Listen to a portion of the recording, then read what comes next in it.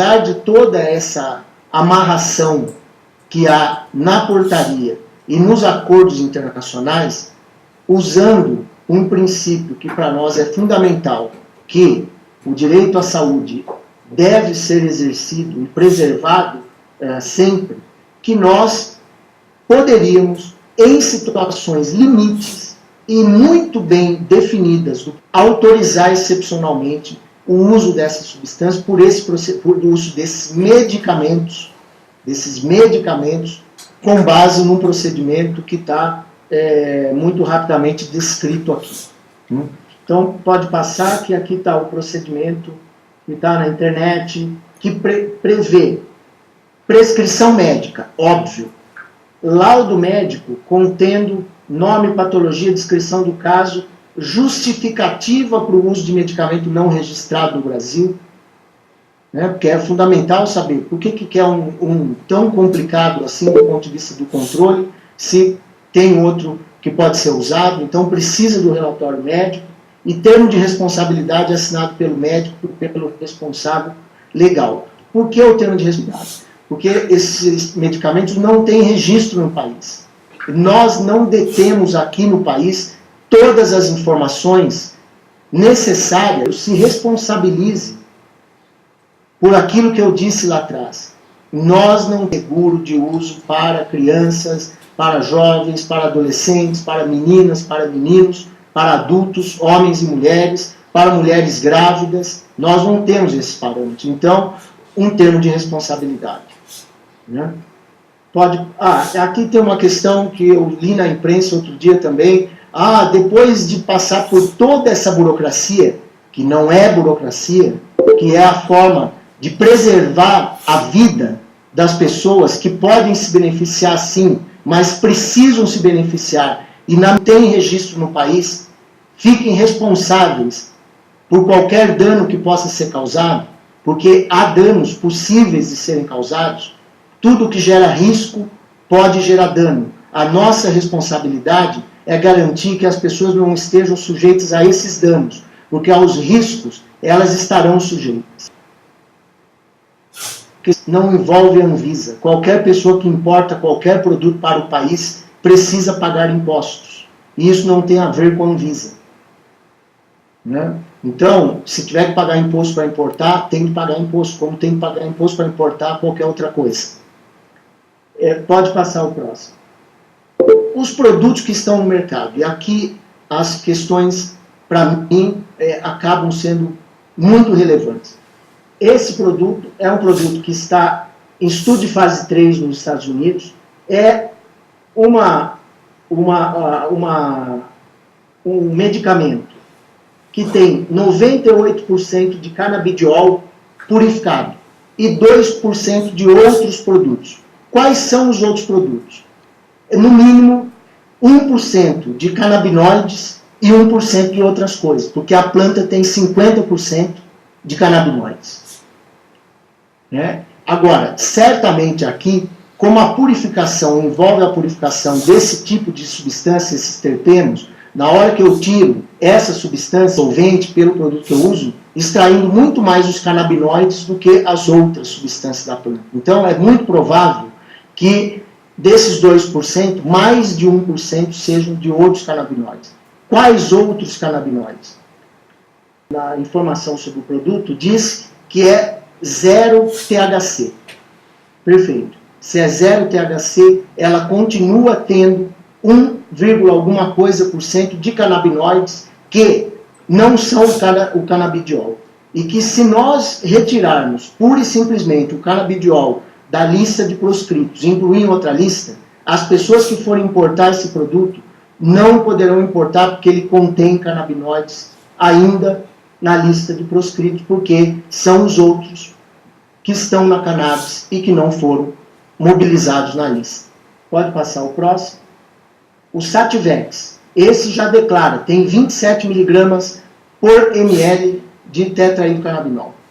Então, Sativex, com a decisão eventual da diretoria de transferir o canabidiol de uma lista para outra, também não vai poder ser trazido para o Brasil, porque o tetraidrocannabinol continua proscrito. Nos países com registro, foi aprovado o tratamento de espasticidade causada por esclerose múltipla. Nos Estados Unidos, fase 3, ótimo, torçamos para que esse estudo clínico se conclua o quanto antes e que ele se demonstre eficaz e seguro enquanto medicamento. Pode passar o próximo. Bom, aqui o Renato já explicou, né, o canabidiol é uma das substâncias presentes na técnica. Uma classificação do canabidiol na lista C1 não indicaria que as demais substâncias receberiam a mesma classificação e muito menos o mesmo tratamento, principalmente o tetrahidrocannabinol. O próximo. Bom, pedir perdão aos diretores, estou me alongando um pouco mais. Por quê? Porque essa situação que eu acabei de demonstrar agora impõe à diretoria colegiada em relação ao que nós estamos discutindo aqui. Né? A primeira questão que eu acho que é fundamental é que a proposta aqui trata do canabidiol. Tiramos o canabidiol da lista, tira lá de todas as substâncias da cannabis sativa e diz, todos os outros ficam 279, 239. Essa aqui não. É isso. Né? Atualmente, e isso é importante, não há registro de medicamento. Ademais, conforme informações da rede, não há nenhum pedido de registro de medicamentos contendo exclusivamente o canabidiol na GGMed. A importação de uso proscrito pode ser solicitada para a Anvisa de forma excepcional, conforme eu disse. Não há nenhuma pessoa hoje que tenha trazido ao conhecimento da agência que já não tenha recebido, não esteja em vias de ter a liberação, desde que tenha o relatório médico, do qual a Anvisa não pode abrir mão, a receita do médico, da qual a Anvisa não pode abrir mão, optando por fazerem esse caminho terapêutico, e claro, optando porque não há outro, é claro, optando porque são situações limites, estão com o de preservar, isso é importante. O Epidiolex, ele declara ter até 0,9% de tetrahidrocannabinol. Isso também é fato. Ou seja, o Epidiolex não estará coberto por essa decisão da Anvisa.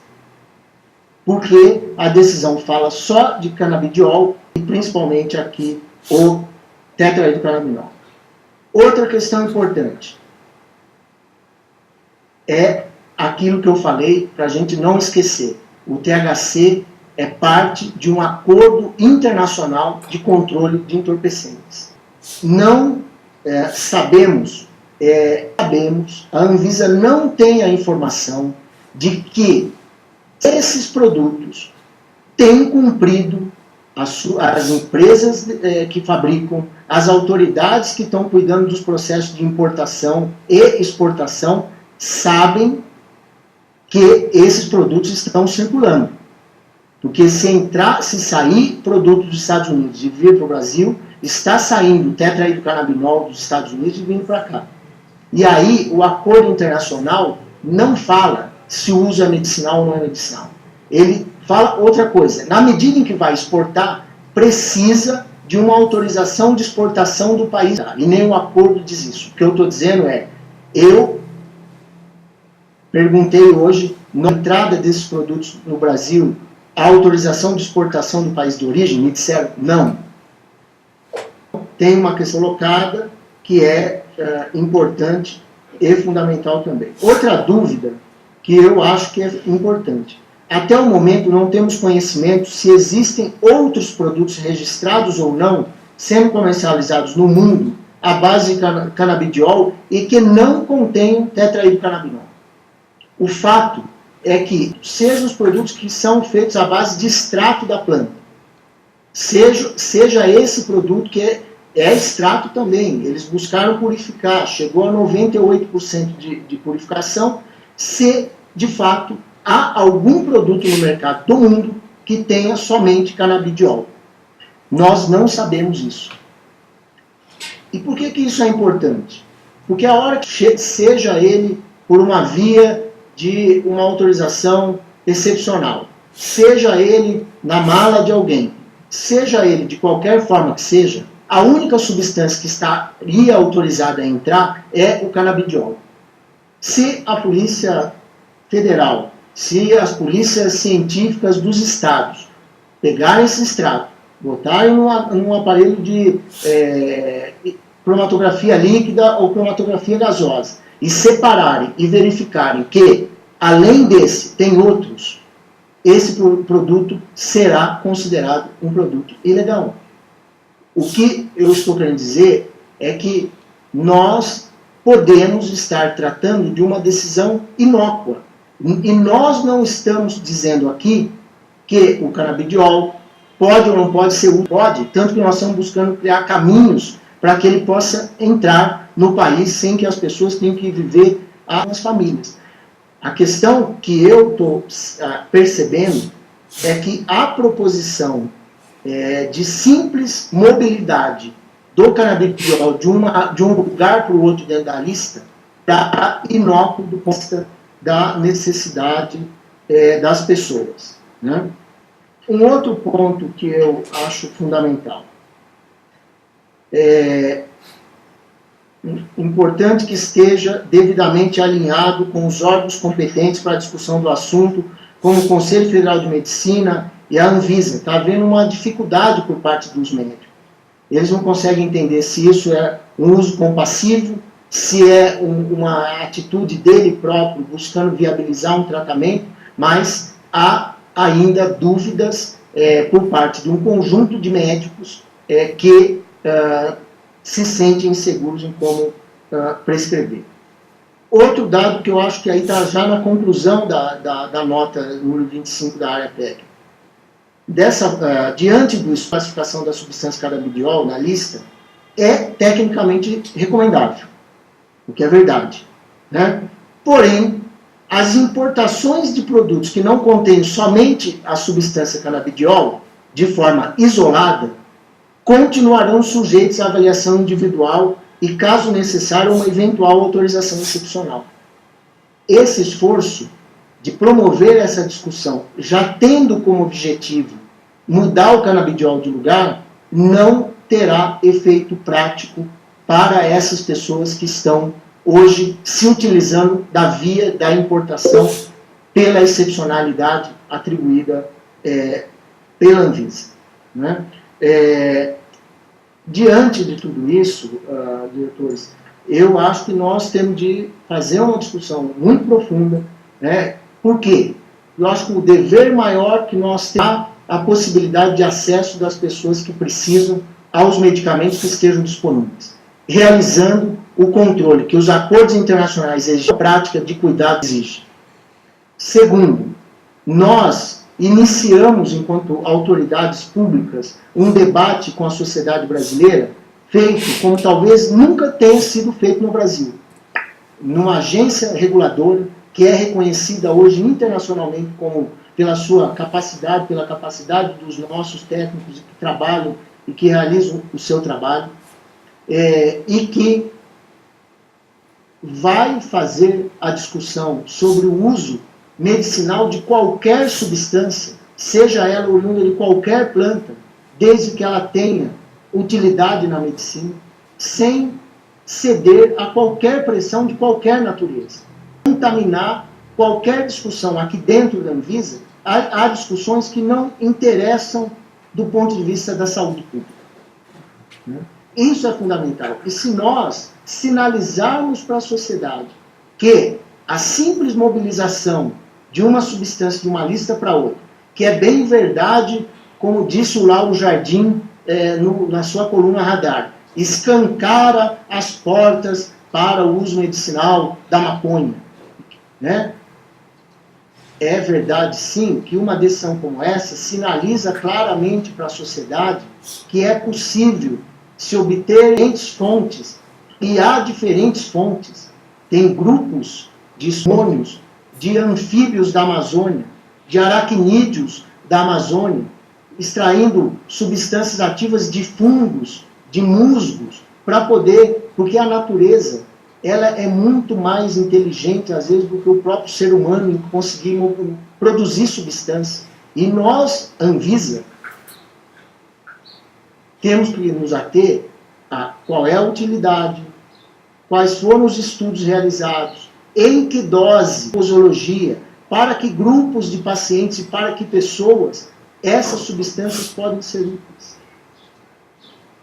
E se a Anvisa toma uma decisão abreviada e acelerada de tirar uma substância do lugar e colocar na outra, achando que isso vai resolver, e não vai, as pessoas vão continuar tendo problema, talvez a grande contribuição que nós pudéssemos dar de amplificar esse debate, de mobilizar daqui para frente essa discussão com as autoridades policiais que precisam debater como é que nós vamos poder fazer isso direito, debater com as autoridades dos organismos internacionais de controle de entorpecentes, debater direito com os médicos, verificar profundamente quais são as informações. E eu torço muito, Renato, para que alguém deposite um dossiê pedindo o registro de um produto desse aqui na Anvisa, porque aí sim nós vamos ter todas as informações necessárias, primeiro,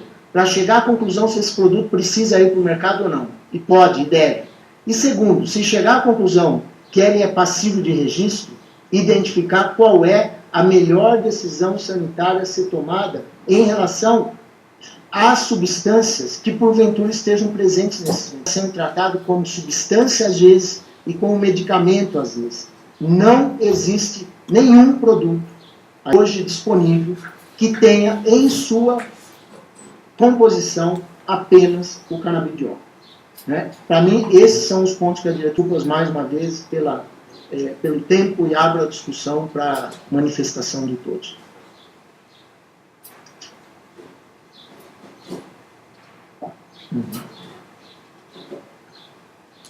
Para que houvesse manifestação da plateia, teria sido interessante vocês cumprirem o que a gente tem aqui. Só um segundo, então, que nós vamos verificar se você mandou o e-mail. Se você tiver cópia aí, por favor. Sim. A gente pode falar sobre esse ponto no processo de discussão, está aberta a discussão com os diretores. Mas, em todo caso, nós vamos verificar o envio do seu e-mail. Você, tendo enviado o e-mail, pode usar a palavra por 5 minutos. Senhores diretores.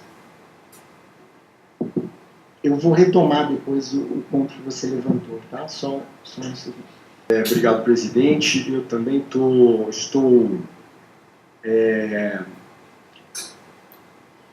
achando essa oportunidade de fazer um debate público a respeito desse assunto extremamente importante, tanto da necessidade de qualificação do que a gente ouve, do que a gente vê por aí, em termos de maior aproximação com as questões técnicas e científicas que envolvem esse debate, e também para a gente tentar colocar, para que seja feita uma tentativa de colocar algumas questões que realmente existem, mas nas posições que eu entendo mais adequadas, nas posições que eu entendo mais corretas, onde que essa questão deve ser respondida. De fato, a leitura e os posicionamentos que muitas vezes se vê na imprensa a respeito de que esse tipo de debate, ele é um debate que tende a se aproximar do debate de legalização de qualquer tipo de droga, ele são visões, são relatos muito prejudiciais para a própria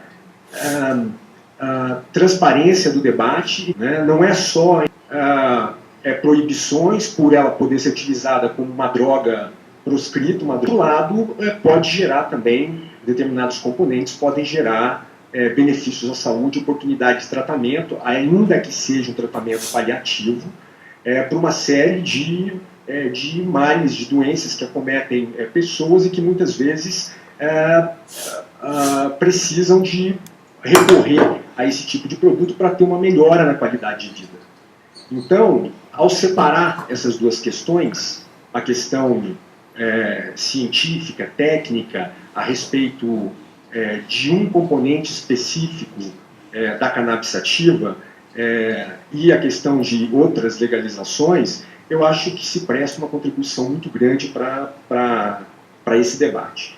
O primeiro ponto que eu queria destacar é que eu não entendo que o que está sendo discutido aqui hoje é uma questão que nos remete simplesmente a uma avaliação de inocuidade ou efeito prático em relação a ela, né?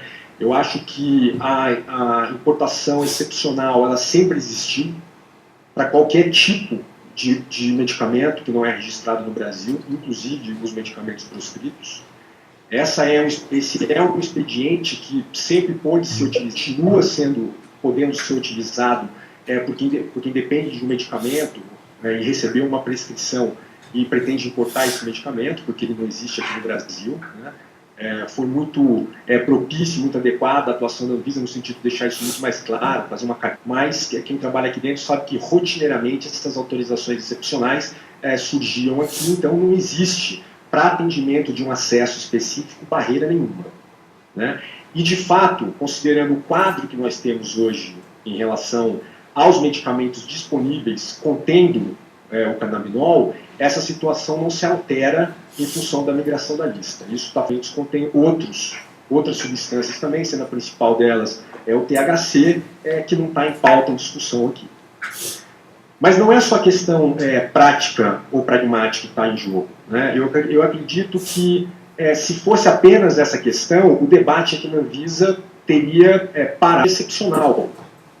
E a questão do desento do canabidiol dentro das listas da 344, ele foi efetivamente pautado. Ele foi pautado aqui na diretoria colegiada e a área técnica produziu um estudo, uma nota técnica a respeito desse assunto.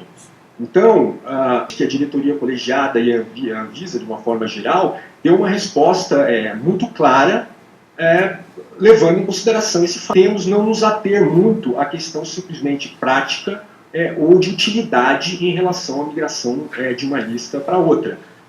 Se fosse assim, não só o canabidiol, mas a gente teria que aguardar uma discussão completa a respeito de quase todas as outras substâncias que compõem a cannabis sativa, para chegar a alguma conclusão se valeria a pena migrar de uma para outra, já que os compostos dela, quando a gente está falando de algum medicamento composto com extrato, pode acompanhar esse extrato o tempo todo.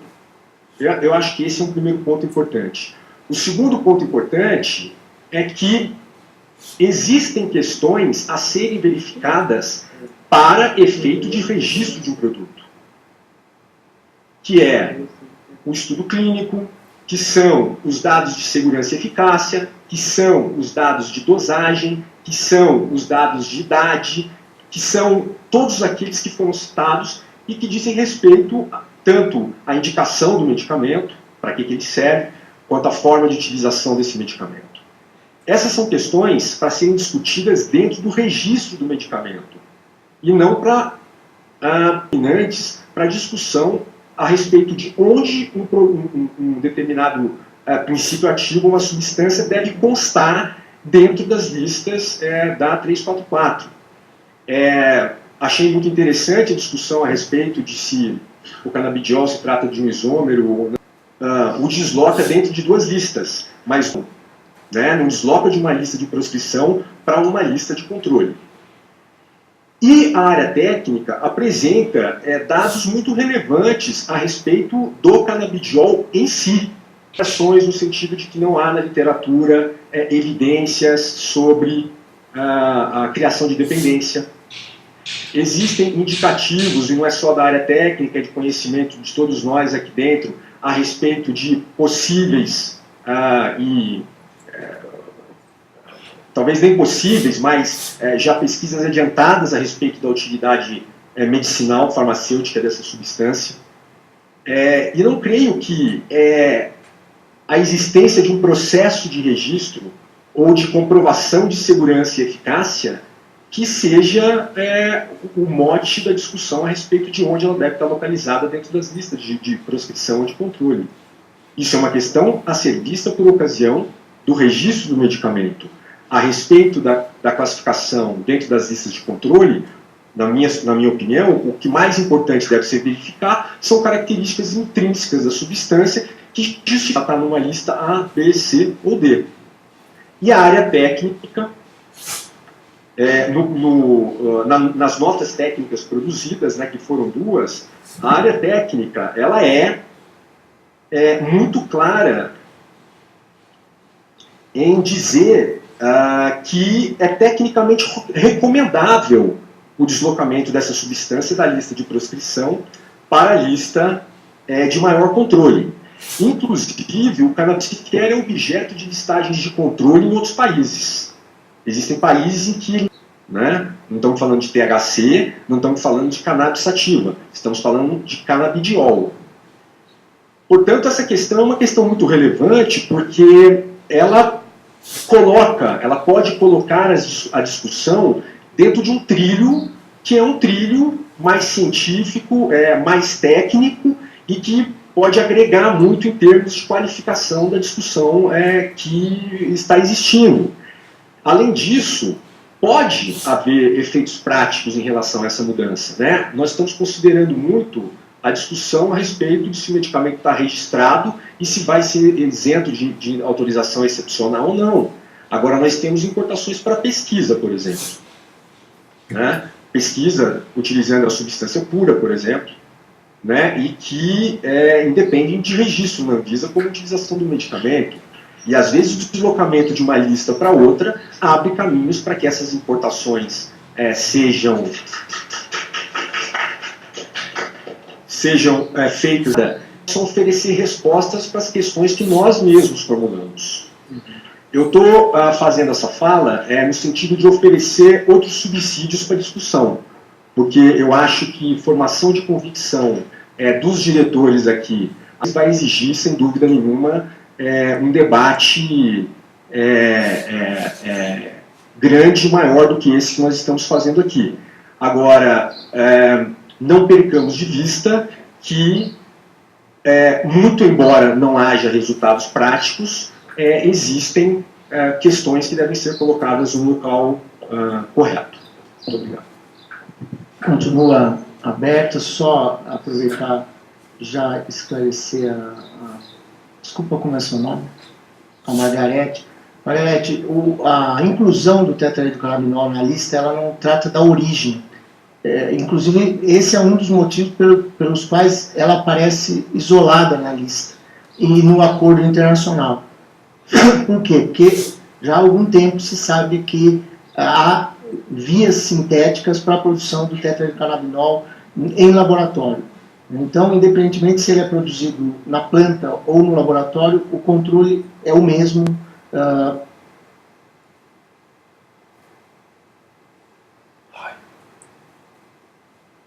Merda.